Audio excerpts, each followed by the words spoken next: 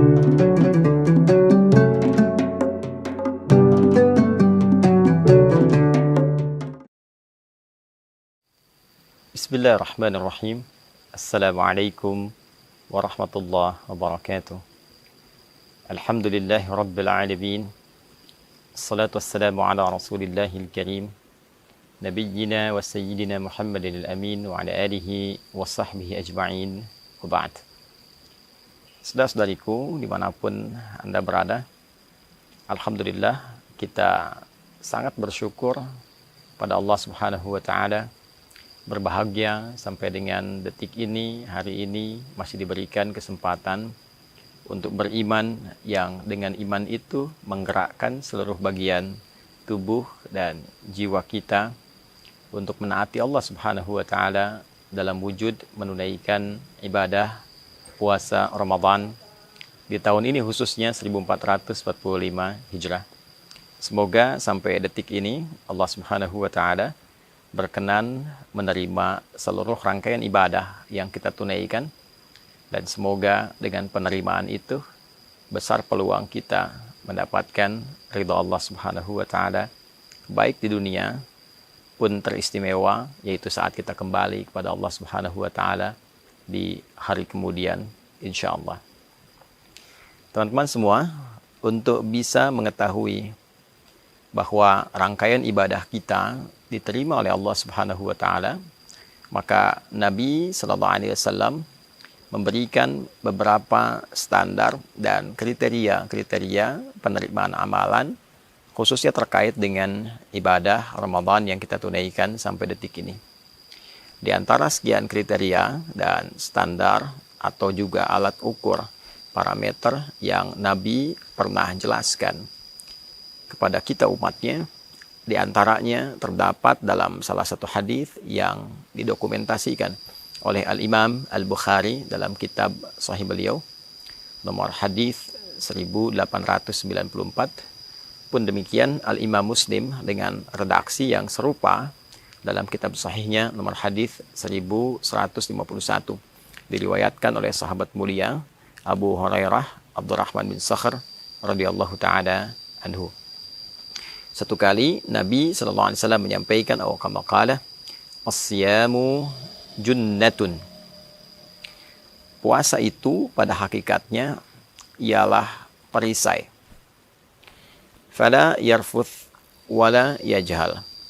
Maka orang yang tengah menunaikan puasa itu dengan perisai yang telah ia raih, ia memiliki kemampuan untuk berlatih meninggalkan, mencegah segala bentuk hal-hal yang kotor, segala bentuk tindakan-tindakan yang tidak memiliki arti, hal-hal yang bodoh yang seharusnya tidak dikerjakan. Wa ini mru'un qatalahu aw syatamahu, atau kama qala sallallahu alaihi wasallam, bila pun ada seseorang memprovokasi ia dengan mencelaknya, mengajak ia berselisih, berkelahi, maka ia berkata, inni shaimun, saya tengah berpuasa, saya tengah berpuasa. La khulufu famis shaimi, maka sungguh orang-orang yang menunaikan puasa dengan benar itu lisannya, bau yang keluar dari lisannya, aroma yang keluar dari lisannya, atyabu indallahi yaumal qiyamati min rihil miski, dinilai oleh Allah lebih wangi, lebih semerbak dibandingkan dengan parfum kasturi, wanginya kasturi. Ini diantara rangkaian hadis yang cukup panjang terkait dengan puasa Ramadan, dan juga secara spesifik memberikan parameter, satu ukuran standar keberhasilan orang yang menunaikan ibadah puasa khususnya di bulan Ramadan dalam standar dan kriteria yang dijelaskan oleh Nabi sallallahu alaihi wasallam. Yang pertama, Nabi menyampaikan as-siyamu junnatun. Puasa itu hakikatnya akan membentuk, melahirkan satu perisai. Saya garis bawahi dari kata as-siyam. Di dalam bahasa Arab terdapat dua kata untuk menggambarkan puasa secara umum. Ada saum, ada siyam. Keduanya bermakna imsak, menahan. Jika kita menampilkan kata saum, maka kata ini menunjuk makna yang umum, menahan dalam arti yang umum, al-imsakul am. Saya bisa katakan, saya ingin menahan diri dari bicara, tapi saya masih bisa makan, masih bisa minum. Maka secara bahasa itu disebut dengan saum. Di dalam Al-Quran diabadikan kata ini dengan makna serupa di Quran surah ke-19 Maryam di ayat ke-26 misalnya. Inni nadhartu lirrahmani sauma. Maryam, katakan kepada orang-orang yang ingin mengklarifikasi tentang bayi yang kau bawa itu, engkau diam saja. Inni nadhartu lirrahmani sauma. Katakan aku sedang bernazar kepada Allah untuk saum. Apa jenis saumnya? Falan ukallimal yauma insiya, untuk tidak memberikan keterangan apapun kepada siapapun, tidak membuat keterangan, tidak membuat penjelasan, untuk memberikan kesan bahwa biarkan nanti dengan izin Allah Subhanahu wa taala bayi itu menampilkan mukjizat pertamanya untuk berkata, untuk menjelaskan, mengklarifikasi, sedangkan ia masih dalam buayan. Ini yang memberikan sebuah kesan yang kuat kepada Sayyidah Maryam alaihissalam bahwa ia seorang perempuan suci, perempuan bersih, dan bayi yang dikandungnya bukan dari hal yang dihasilkan perbuatan-perbuatan terlarang, zina dan sebagainya, namun berupa anugerah yang Allah berikan melalui proses mukjizat untuk menetapkan kenabian Isa alaihissalam. Tapi poinnya adalah saum yang dimaksudkan di ayat itu menahan diri berpuasa untuk tidak bicara. Sedangkan beliau masih makan, masih minum. Berbeda dengan as-siyam yang disebutkan setidaknya sebanyak 9 kali di dalam Al-Quran. Maka kata as-siyam memberikan makna yang spesifik. Bukan sekedar menahan, tapi juga menahan dengan aturan tertentu. Menahan dengan ketentuan yang telah ditetapkan. Jadi ketika Nabi SAW mengungkap puasa dengan kata as-siyam, seakan beliau memberikan kesan bahwa as-siyamu puasa yang dilakukan dengan mengikuti aturan-aturan itu. Puasa yang dikerjakan dengan mengikuti segala ketentuan yang berlaku di dalamnya. Kapan kita berbuka, kapan kita menunaikan sahur, apa yang dikerjakan saat puasa, apa yang boleh, apa yang dilarang. Puasa seperti itu, as-siyam junnatun, akan melahirkan satu perisai. Yang perisai ini membentuk sebuah karakter. Yang karakter ini menunjukkan keberhasilan seseorang yang menunaikan puasa dimaksud. Maka apa di antara contohnya? Fala yarfuth. Maka perisai ini akan membentengi pelaku puasa dari aneka perkataan dan perbuatan yang kotor. Dia tidak berkata-kata yang jorok, berkata-kata yang kotor, mudah mencela, mudah merendahkan, membuat hoax, berperilaku yang kotor. Ya, karena ada perisai dalam dirinya. Saat akan terdorong mengatakan sesuatu yang kotor, diprovokasi oleh setan, maka perisai itu muncul menahan supaya kata itu tidak keluar. Latihan dimaksud, hasil dimaksud, itu terkonfirmasi dengan keluarnya sebuah karakter dan dijelaskannya oleh Nabi dalam bentuk perisai yang membentengi. Jadi puasa yang benar, standar pertamanya, ya standar pertama puasa yang benar saat ditunaikan adalah melahirkan sebuah karakter yang mulia, karakter yang baik.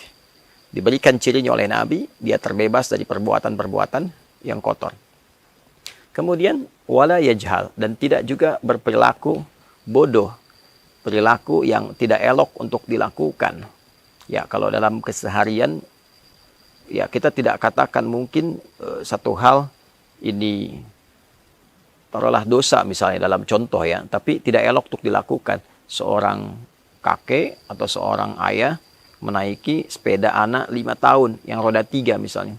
Ya, berdosa tidak, tapi itu perbuatan tak pantas sehingga melahirkan cibiran. Ya, itu namanya jahlun, sesuatu yang tidak layak untuk dilakukan. Dalam keseharian banyak sekali perbuatan-perbuatan tak pantas yang kita memang tahu itu tidak boleh dilakukan. Ya, baik yang mengandung dosa ataupun tidak mengandung dosa, tapi dianggap secara etik itu keliru. Sehingga dengan itu berpotensi orang lain malah berdosa dengan perilakunya. Yang melakukan dosa, kita tahu berdusta itu dilarang. Membuat hoax itu dilarang, korupsi itu dilarang, mencuri itu dilarang, memecah belah itu dilarang. Ya, atau perbuatan-perbuatan tak elok lainnya yang sifatnya jahil, yang melahirkan bincangan-bincangan publik yang tidak elok untuk didengar. Nah, itulah perbuatan jahalah namanya. Maka orang puasa, dia bisa mengendalikan dirinya. Dia bisa menempatkan diri. Kapan dia bercanda di tempat yang benar. Kapan dia berkata sesuatu yang pantas. Kapan dia menghindari perbuatan buruk. Itulah yang dimaksud dengan as-siyamu junnah. Maka standar pertama yang dijelaskan oleh Nabi ternyata bukan standar peningkatan ibadah ritual. Tapi standar moral, standar etika, standar karakter. Maka orang puasa, bila berhasil puasanya, terjadi perubahan diri. Terjadi perbaikan pada dirinya. Terjadi peningkatan moral. Semakin beretika dirinya. Semakin baik keadaan dirinya. Tuturnya semakin baik. Perilakunya semakin baik. Penyimpangannya semakin dia bisa hindari. Maka orang-orang yang bisa menahan lisannya dari perbuatan kotor, dinilailah oleh Nabi SAW. La khulufu famis saimi. Maka lisan orang puasa itu, karena dia menghindarkan dari perkataan yang kotor. Dan kotor itu tidak wangi. Kotor itu bau. Maka disifati di sini dengan kata kiasan. Bahwa orang yang berkata jorok itu bau lisannya. Orang-orang yang berkata-kata kotor itu tidak wangi lisannya di hadapan Allah. Maka pengertian sebaliknya. Orang-orang yang bisa menahan diri, membuktikan keberhasilan puasanya dengan tidak berkata yang kotor, tidak berkata yang tidak baik, oleh Allah dihadiahi dengan satu aroma mewangi lisannya saat kembali kepada Allah di hari kiamat. Itu diantara maksudnya yang disampaikan oleh para ulama secara maknawi, bukan secara lafzi. Jadi orang-orang ini ketika bisa menjaga diri, membuktikan keberhasilan puasanya dari lisannya saja saat dia bangkit di hari kiamat, oleh Allah diberikan keistimewaan dengan keluar bau harum di lisannya karena mampu merubah dirinya menjadi pribadi yang lebih baik dengan puasanya. Maka saudara, diharapkan dengan menunaikan ibadah di bulan Ramadan ini, kita bisa menunjukkan bahwa kesempatan yang Allah berikan kepada kita bisa manfaatkan dengan sebaik-baiknya. Kita bisa merubah diri menjadi lebih baik dan mempertahankan itu sampai kembali kepada Allah Subhanahu wa taala. Dan mudah-mudahan kita yang termasuk dibangkitkan dalam keadaan sukses menunaikan ibadah puasa dan ditandai dengan mewanginya bagian tubuh kita, lisan kita, sampai kita bangga kembali kepada Allah Subhanahu wa taala dengan puasa yang telah kita tunaikan, dengan pahala yang telah dikumpulkan. Lis-shaimi farhatan. Orang puasa itu mendapatkan dua kebahagiaan. Farhatun 'inda iftarihi, bahagia ketika ia berbuka saat di dunia. Wa farhatun 'inda liqa'i rabbi, dan dia gembira ketika kembali menghadap kepada Rabbnya di hari kiamat dengan sukses puasa yang telah ia bawa. Semoga kita digolongkan pada klasifikasi yang dimaksudkan. Allahumma taqabbal minna innaka antas sami'ul alim wa tub 'alaina innaka antat tawwabur rahim. Sallallahu ala sayyidina Muhammad wa ala alihi wa sahbihi ajma'in. Wa akhiru da'wana alhamdulillahi rabbil alamin. Selamat berbuka. Hadi hidayat, Mira. Assalamualaikum warahmatullahi wabarakatuh.